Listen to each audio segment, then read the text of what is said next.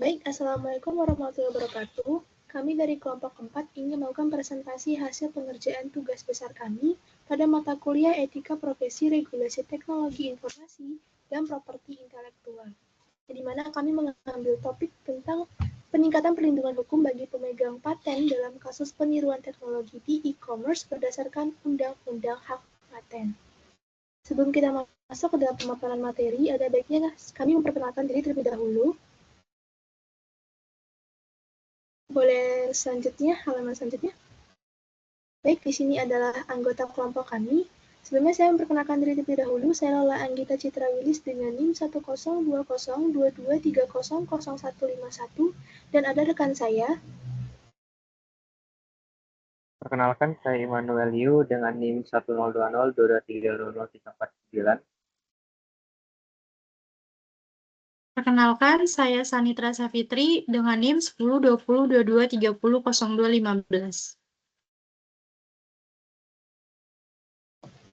Baik, tanpa berlama-lama lagi, langsung saja kita masuk ke dalam pemaparan materi yang akan disampaikan oleh teman saya Sanitra Safitri. Oke, di sini saya akan membacakan atau menjelaskan latar belakang mengapa kami mengambil judul peningkatan perlindungan hukum bagi pemegang paten dalam kasus peniruan teknologi di e-commerce berdasarkan UU Paten. Jadi, judul ini dipilih karena sejalan dengan isu penting yang dihadapi oleh pemegang paten di dunia e-commerce. Peniruan teknologi di e-commerce makin marak, namun banyak pemegang paten yang enggan melaporkan kasus tersebut karena proses hukum yang panjang dan sulit. Oleh karena itu, penelitian ini bertujuan untuk membahas bagaimana perlindungan hukum bagi pemegang paten dapat ditingkatkan, terutama melalui revisi UU Paten, peningkatan sanksi bagi pelanggar, serta perbaikan mekanisme pengawasan. Diharapkan dengan langkah-langkah tersebut, pemegang paten dapat merasa lebih aman dalam melindungi haknya dan mengurangi kasus peniruan teknologi yang merugikan. Oke, next.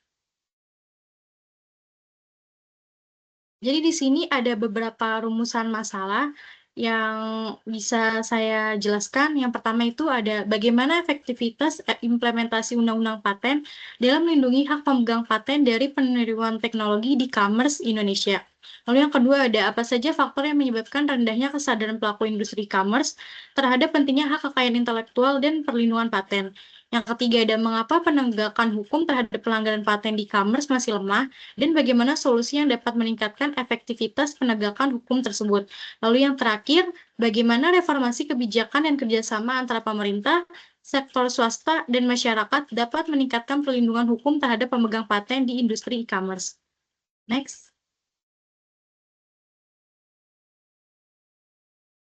Di sini ada tujuan penelitian yang kami buat. Jadi yang pertama ada menganalisis efektivitas implementasi Undang-Undang Paten dalam memberikan perlindungan hukum bagi pemegang paten terhadap peniruan teknologi di e-commerce Indonesia. Yang kedua, mengidentifikasi faktor-faktor yang menyebabkan rendahnya kesadaran pelaku industri e-commerce terhadap pentingnya hak kekayaan intelektual dan perlindungan paten. Yang ketiga, menelaah penyebab lemahnya penegakan hukum terhadap pelanggaran paten di e-commerce, serta merumuskan solusi untuk meningkatkan efektivitas penegakan hukum tersebut. Yang terakhir, merumuskan strategi reformasi kebijakan dan kerjasama antara pemerintah, sektor swasta, dan masyarakat untuk memperkuat perlindungan hukum bagi pemegang paten di industri e-commerce. Next. Oke, batasan masalahnya. Fokus penelitian ini adalah perlindungan hukum pemegang paten terhadap peniruan teknologi dalam e-commerce Indonesia. Cakupan meliputi implementasi Undang-Undang Paten, faktor rendahnya kesadaran pelaku industri, kelemahan penegakan hukum, dan reformasi kebijakan terkait. Penelitian ini dibatasi pada kasus penerian teknologi di e-commerce dalam 5 tahun terakhir dan tidak mencakup aspek kekayaan intelektual lainnya. Oke, slide selanjutnya akan dijelaskan oleh teman saya.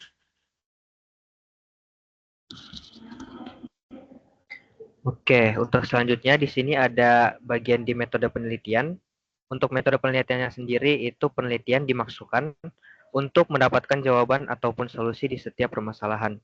Setiap penelitian tentunya dilakukan dengan terstruktur atau sistematis agar setiap data yang diolah dalam penelitian dapat mendapatkan solusi dari suatu masalah. Metode penelitian juga bertujuan agar semua orang dapat mempelajari suatu objek yang diteliti agar dapat melakukan analisis dengan baik. Di sini adalah subjek penelitiannya, tentu karena ini subjek penelitian tentang hak paten. Ya, penelitian ini membahas berbagai pihak yang berpartisipasi dalam ekosistem e-commerce di Indonesia karena title-nya kita atau judul dari makalah kita juga bertujuan untuk membahas bagian e-commerce di hak paten e-commerce. Kedua, pelaku usaha dalam industri e-commerce termasuk individu dan perusahaan yang berpotensi menjadi pelaku atau korban pelanggaran hak paten. Konsumen juga menjadi subjek penelitian secara tidak langsung karena pengetahuan mereka tentang hak kekayaan intelektual dapat berdampak pada ekosistem e-commerce. Oke, untuk teknik pengumpulan data sendiri, kita itu memakai ada 3. Itu yang pertama ada studi literatur terkait peraturan dan kebijakan, itu lebih ke bagaimana kita menganalisis undang-undang dasar atau undang-undang Indonesia, dan juga kita mengambil referensi dari jurnal-jurnal yang sudah dilakukan atau penelitian-penelitian sebelumnya yang telah dilakukan, dan kita kumpulkan datanya untuk validasi dan kita masukkan ke dalam laporan. Itu seperti jurnal ilmiah, laporan institusi resmi, dan dokumen-dokumen kebijakan lainnya juga. Tujuannya itu untuk membangun fondasi teori yang solid untuk memahami fenomena yang kita teliti ini. Oke, selanjutnya itu ada analisis studi kasus pelanggaran hak paten di e-commerce. Itu kita di sini lebih berfokus kepada studi kasus atau hal yang terjadi atau kasus yang terjadi secara sebenarnya atau faktanya, di mana kita mengambil dari contoh-contoh kasus yang mungkin kita cari ada di YouTube dan juga ada di internet, sehingga kita bisa menjelaskan contoh-contoh kasusnya dengan lebih baik. Dan yang ketiga di sini ada observasi data digital dan tren pasar di platform e-commerce, yang dimana kita melakukan observasi data digital dengan menganalisis kira-kira dari produk-produk yang sudah didapatkan atau produk yang terindikasi itu ulasan dari konsumennya itu seperti apa, fitur-fitur di platform e-commerce juga seperti apa, dan lain-lain sebagainya. Oke, untuk yang selanjutnya di sini kita ada hasil penelitian dan ulasan temuan. Untuk hasilnya, ya untuk hasil yang pertama itu ada efektivitas implementasi UU paten. Itu setelah diteliti atau setelah kita menggunakan metode tadi, yaitu studi literatur sampai analisis studi kasus dan juga observasi data, telah ditemukan dan menjadi fakta bahwa ternyata efektivitas implementasi UU paten ini masih belum optimal.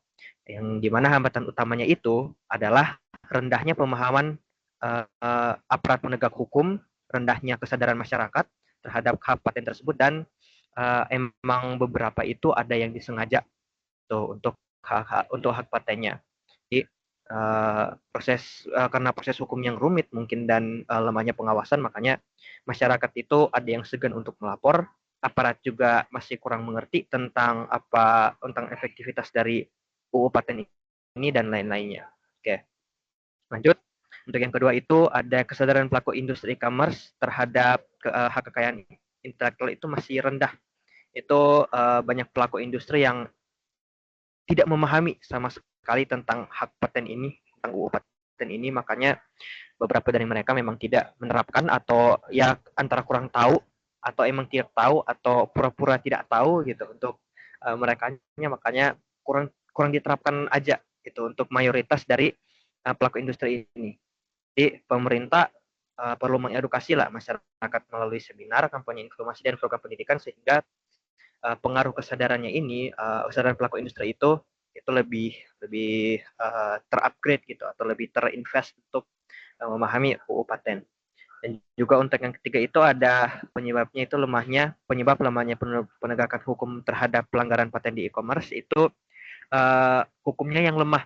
Emang hukumnya sendiri yang lemah. Itu ya, hambatan penegakan hukum ini meliputi yang tadi itu pemahaman aparat atau bagian yang menghandle dari UU paten ini itu kurang mengerti ternyata setelah diteliti dari metode-metode penelitian yang di atas, sehingga ya kurang diterapkan karena banyak faktor gitu, entah itu karena masyarakatnya, entah itu karena pelaku industrinya, entah itu karena aparat yang menangani hak patennya, UU hak patennya, terus dan lain-lainnya juga sebanyak itu kurang dipahami dan kurang diterapkan atau ditegaskan untuk hukumnya. Jadi partisipasi masyarakat dalam pelaporan pelanggaran juga menjadi salah satu itu minim gitu untuk infrastruktur penegakan hukum, sehingga masyarakat ini kurang sadar atau kurang melapor lah, kurang banyak kasusnya yang dilaporkan seperti itu. Oke, Untuk yang selanjutnya akan dijelaskan oleh partner saya. Baik, selanjutnya itu merupakan bagian solusi dan rekomendasi. Berdasarkan dari hasil penelitian yang telah kami lakukan, telah dicapai hasil bahwasannya pokok permasalahan itu berada pada aparat penegak hukum itu sendiri, yaitu pemerintah. Maka kami membuat sebuah solusi dan rekomendasi yang dapat diterapkan oleh aparat penegak hukum, yang mana kami mendapatkan hasil ide tersebut berdasarkan referensi dari Amalia dan kawan-kawan dari jurnal yang dikirimkannya dipublish pada tahun 2024, yang dimana Amalia mengatakan bahwa pendidikan dan kampanye kesadaran juga memegang peran kunci untuk memberdayakan masyarakat dengan pemahaman tentang hak dan kewajiban terkait kekayaan intelektual di era digital. Karena kesadaran masyarakat tentang kekayaan intelektual juga merupakan komponen kunci solusi dari permasalahan ini. Maka dari itu, kami membuat beberapa solusi dan rekomendasi yang dapat diterapkan dan diimplementasikan untuk khalayak aparat hukum dan juga masyarakat, di mana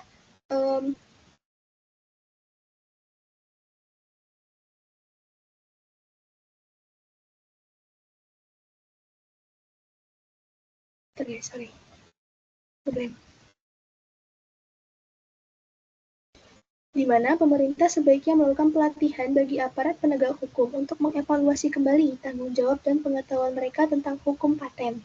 Setelah itu, bisa diadakan kampanye kepada masyarakat dan pelaku industri untuk menyampaikan kembali betapa pentingnya masyarakat untuk tahu tentang hukum paten, seperti yang telah disebutkan oleh Amalia.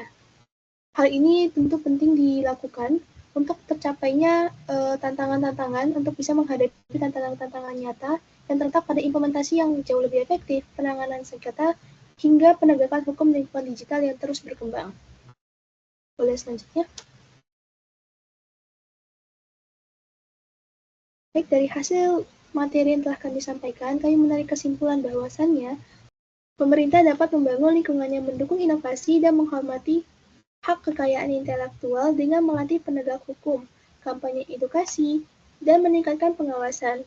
Selain itu, kerjasama pemerintah, pelaku industri, dan masyarakat sangat penting untuk meningkatkan perlindungan hukum. Penelitian lebih lanjut diperlukan untuk mempelajari cara yang lebih khusus dan fleksibel untuk menangani dinamika digital. Selanjutnya.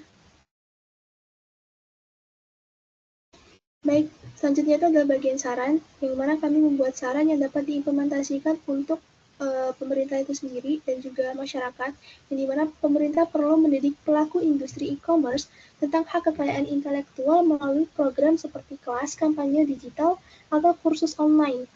Lalu penegak hukum juga harus diberi pelatihan khusus agar lebih memahami peraturan terkait hak paten dan e-commerce untuk mengurangi pelanggaran. Sanksi juga harus diperkuat dan pengawasan platform e-commerce diperketat. Selain itu, peraturan hak paten perlu diperbarui agar lebih relevan dengan perkembangan teknologi digital dan praktik e-commerce di Indonesia.